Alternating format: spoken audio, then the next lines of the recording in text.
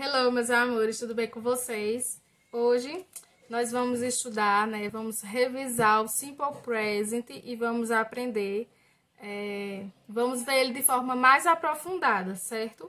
Vamos aprender novas regras que compõem este tempo verbal, né? Porque nas outras aulas nós vimos só o básico do básico, então hoje nós vamos nos aprofundar mais um pouquinho. O Simple Present, ele é um dos tempos verbais mais usados do inglês. É por isso que a gente estuda tanto ele. E aí, né, como vocês já sabem, né, nós usamos o Simple Present para indicar ações habituais que ocorrem no presente.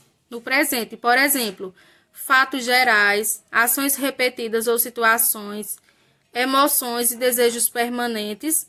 Também é usado para expressar uma verdade universal, sentimentos, opiniões e preferências, ou seja, nós usamos ele constantemente no dia a dia, para falar de hábitos ou rotinas.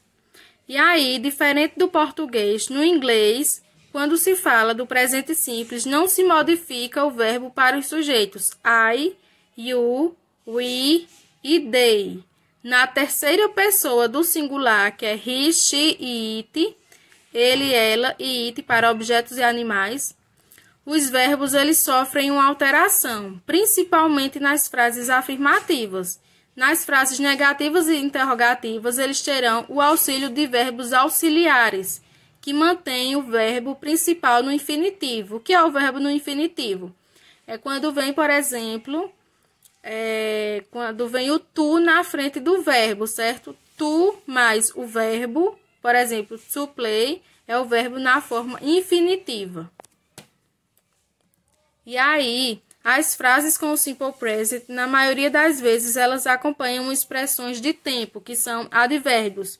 E aí, os mais comuns são daily, que é diariamente, no, everyday, always, never, today, often, sometime, né? Entre muitos outros. Existem muitos marcadores temporais, certo?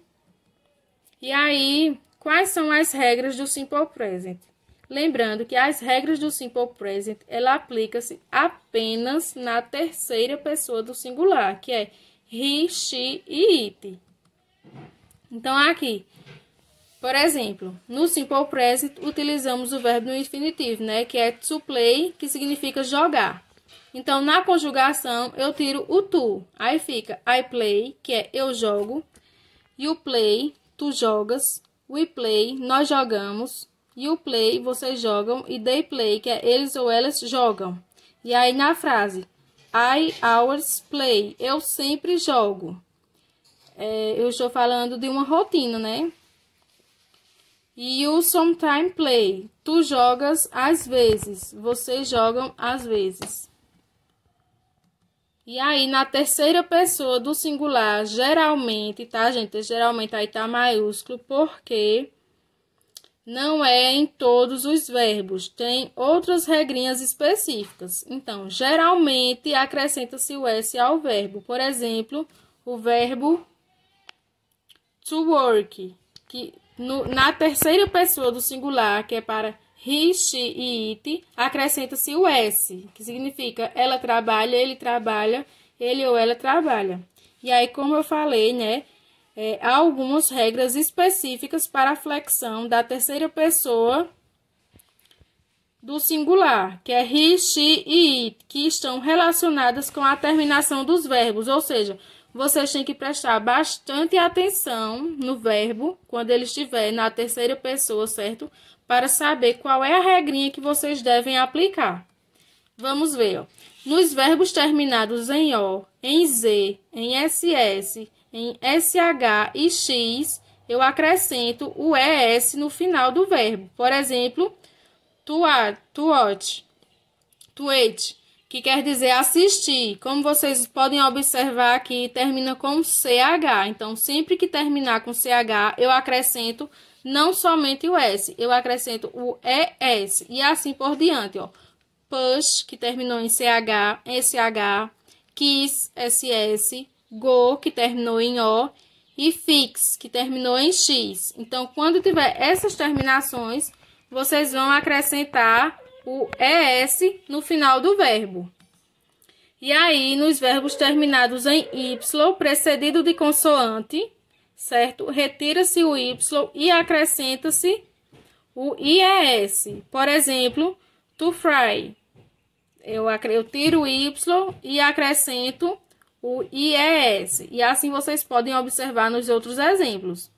E aí, quando termina-se em Y, mas antes do Y vem uma vogal, eu acrescento somente o S. Por exemplo, to say. Aqui, antes do Y, veio uma vogal, né? A vogal A. Então, eu acrescento apenas o S. Então, é questão de prestar atenção mesmo, certo? As regrinhas são muito simples. É só questão de atenção. E aí, a formação do simple present nas frases afirmativas. A estrutura da frase se dá do sujeito, mais o verbo principal, mais o complemento. Por exemplo, I live in Brasil. Eu moro no Brasil. E aqui temos um exemplo com she, que significa ela, né? E como vocês podem observar, o verbo, que é go, terminou em o, eu acrescentei o es. She goes to school every day. Ela vai à escola todos os dias. E aí, a formação do simple present nas frases negativas, né, é formada com o uso de dois auxiliares, que é do e dois. Do eu uso para os pronomes I, you, we e they. E dois eu uso para he, she e it. E aí, a frase se dá do sujeito mais o do ou dos, né, vai depender de quem seja o meu sujeito, mais o not, mais o verbo no infinitivo sem o to, mais o complemento. I don't speak French. Eu não falo francês. She doesn't like him. Ela não gosta dele. Como vocês podem observar, na terceira pessoa do singular, que tem aquelas regrinhas, certo? Elas aplicam-se apenas na forma afirmativa. Na forma negativa, o verbo ele não se modifica, permanece da mesma forma. A única alteração é que nós acrescentamos o auxiliar do ou dos. E aí, nas frases interrogativas, né, os auxiliares que nós usamos lá na frase negativa, que é do ou e dos, eles vêm para frente do sujeito. Por exemplo, o do, verbo auxiliar, do ou dos, mais o sujeito, mais o verbo principal, sem o to, mais o complemento. E aí, lembrando, né, do para I, you e they, e dos para he, she e it. Aí os exemplos. Do I owe you money, eu te devo dinheiro. E dos she watch TV every day, ela assiste TV todos os dias.